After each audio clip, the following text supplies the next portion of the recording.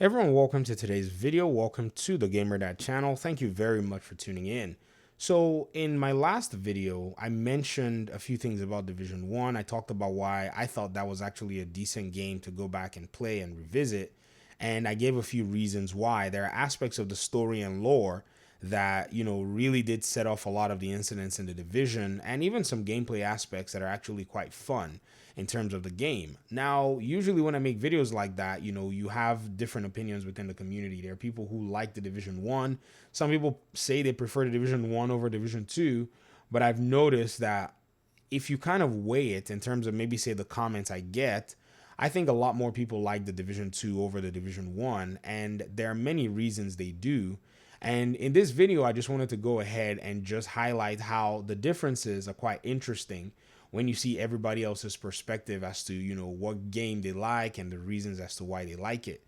Now, in my opinion, I have to be very frank. There are aspects of both games that I like, but I spend a lot more time in the Division 2 because there's so many things that this game actually does very well. Now, I strongly believe that the Division 1 is also a very amazing game. I'm not taking anything away from the game itself. In fact, if anything, there are aspects of the game that I really do like. But according to a lot of people, and even some of us know, nostalgia can blind us from seeing some really cool things that are already out there for us. And so in this conversation, we have to look at a few things that really makes the Division 2 stand out to me over the Division 1, and these same things are things that actually do not appeal to other people that are in our community in terms of both games. It's kind of interesting that something will appeal to one person and not appeal to the other person. And the big one is the animation and the movement of your character in both games.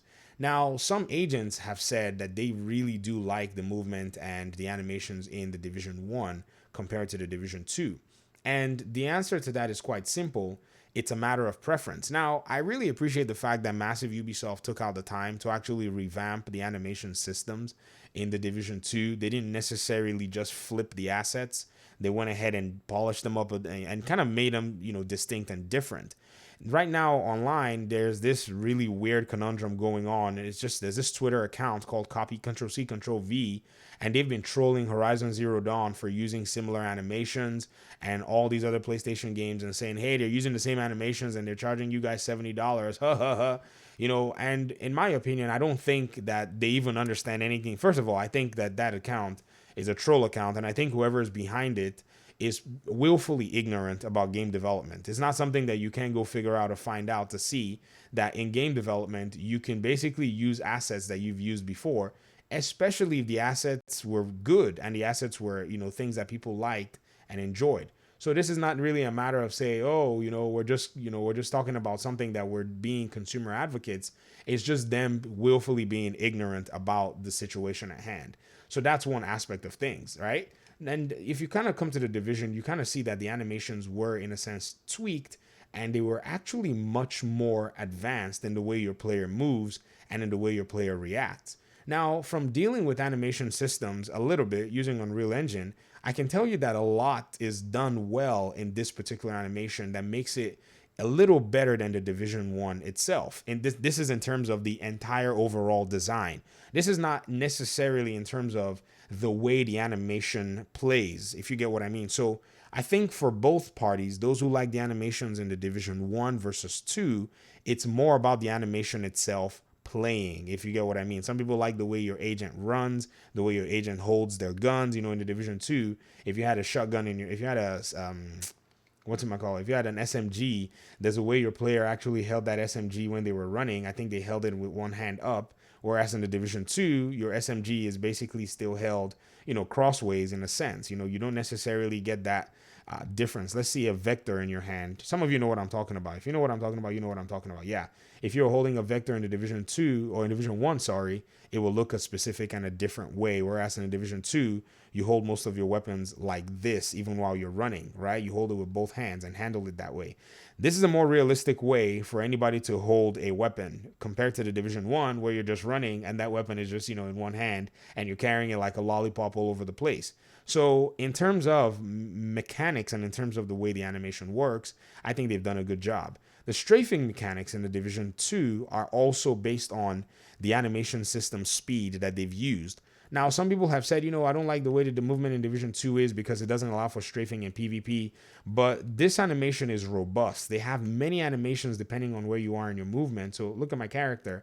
If I decide I'm going to run this way and I'm going to run that way and I'm going to run this way and I'm going to run that way, the animation is robust in the sense that, let's say you're turning your character and moving in all of these different directions, right? There are different animations that are playing to put your character in these different states. If you're aiming and you're moving around, there are different mathematical computations going on, and the Division 2 has a much more robust mathematical computation in terms of the way the animations blend from one to another. And this is, in my opinion, what really makes the Division 2 stand out in terms of having a better animation system. If you're trying to actually, deploy your skills and all that, this is normal. The Division 1 also had something very similar. It wasn't crazy. You weren't locked into your animation. You could still strafe and deploy your skills, but your agent also has just something of a different animation that shows the weight of your skills. This is also something that I really do like. And so in terms of the preferences, I think there are things that we all like, but for me, one of the reasons I really like the Division 2 is because of the extra efforts that they put into the systems that were already existing in the Division 1. Now, it did change some of the appearances, it did change some of the systems, and some agents are not necessarily fans of it, if you get what I mean. But it still does not reduce the fact that the work was done, and the criticisms that other games are actually facing, the Division 2 cannot face those criticisms in a sense. Instead, it's facing the criticisms of having done that too much, which is making way too many changes in a very, short period of time. Basically, in the sequel, the changes feel like it's an entirely different game. And I think that's a criticism that you can actually judge for yourself if it's worth it or not. Another thing too that I do like with the Division 2 over the Division 1 is the way our skills work. Now, keep in mind that I said the way our skills work, because I know someone's going to jump on me and say, oh, the support station. I know, I like the support station too, but the way our skills work in the Division 2 in terms of the functionality, the key mappings and bindings are actually better than the Division 1.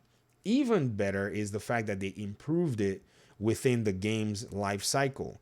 And what I mean by that is, yes, when the game first came out, you could spam skills anyhow, but I think it was as a result of the skill system not necessarily being fully fleshed out. Remember, if you destroyed your skills back in the beginning of the Division 2 at the onset, your skill cooldown was basically 5 seconds, regardless of how much skill power you had or whatever it is. So you weren't necessarily following the rules. You just basically had this, OP system that you could just spam over and over again and leverage. But now your skills still follow a rule. The only difference is you have some of this really wonderful functionality with some of your skills where you can deploy a skill and you can revert that deployment by picking it up. Or if it's time for you to destroy a skill, you have to actually, input the command in a very different way that doesn't have you destroy your skill accidentally, like your turret. When you deploy your turret in the Division 1 and you hit that same button again, behold, you have just destroyed that turret. In the Division 2, you really, really got to want to destroy it. Like, you got to hold down that button for a long time. This allows for you to be able to gain the very best benefit from your skills and utilize everything that, is within it. So this is also something that I do like in the Division 2 that we didn't have in the Division 1 that really makes the game fun. And even for those of you who've played the Division 1, after playing the Division 2, you played the Division 1 for the first time, you even see that the skill deployment is actually really interesting. You can't really get your mind around it, but that's what we had to deal with at first. And I think, those are some of the really cool things regarding the growing pains, for developing a game of this nature. You really got to hone it down. And after a while, you really got to come to a position where, you perfect the game, or you continue to polish the game till it reaches a place where, players like it, and till it reaches a place where players feel like it's accessible and it's a lot more, smooth in terms of the way the game works. So these are some of the things that I do like in the Division 2. Now, I also have to counter this particular, conversation with things I don't like in the Division 2 that were in Division 1 that I really do like, because I feel like it'll provide a fair and a balanced judgment. And one of them is the weapon sound changes. I really adored the weapon sounds from the Division 1. I made an entire video saying how I did not like the way they had changed the weapon sounds. Now, even though I've gotten used to them, the way the Division 2 is, I still can say definitively that I'm not really a big fan of, the way most of the weapons that, we have in the Division 2 sound in terms of the way they've designed them. Reasons being is, perhaps number one, nostalgia. It was really nice to be able to leverage a lot of those, interesting sounds that you got, some of your skills, some of your, like the skill sounds even too, like the turret sound is very, very different. I like the turret sound from the Division 1. It sounded a lot more, in a weird way, it sounded a lot more sci-fi-ish. It was very cool to have it just make a whirring sound before it started firing. But some of our weapons, like the Vector, the way it sounded in Division 1 was just so wonderful. It was so nice. But now in the Division 2, it sounds a little muffled. It's like it has a cold, if you get what I mean. And then some of our assault rifles, like your like your P416. Well, the P416 dominated the game for the longest time, are not necessarily the strongest. Now, I have to give it to them, though. In terms of the LMG sounds, I think they actually improved the LMG sounds in this game. If you use your LMGs, they are still the weapons that sound very strong.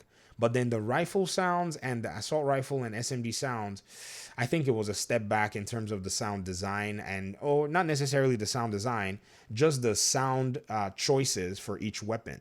Now, granted, I have to also say this. I saw a small interview where the developers, it wasn't an interview, it was more like a making the game type documentary. The developers actually went to record a lot of these weapon sounds outdoors. They literally I think they came to the US to do that, and they went to like a shooting range and they did a lot of sound capture for, a lot of the weapon sounds. And so this may have inspired their use of it. So they used more realistic sounds, but like I said, the more realistic sounds that they used, the more it felt a little strange, or I would say foreign to many of us in terms of the way we already liked, interacting with the Division game itself. So that's also something else that I have to really point out in terms of that.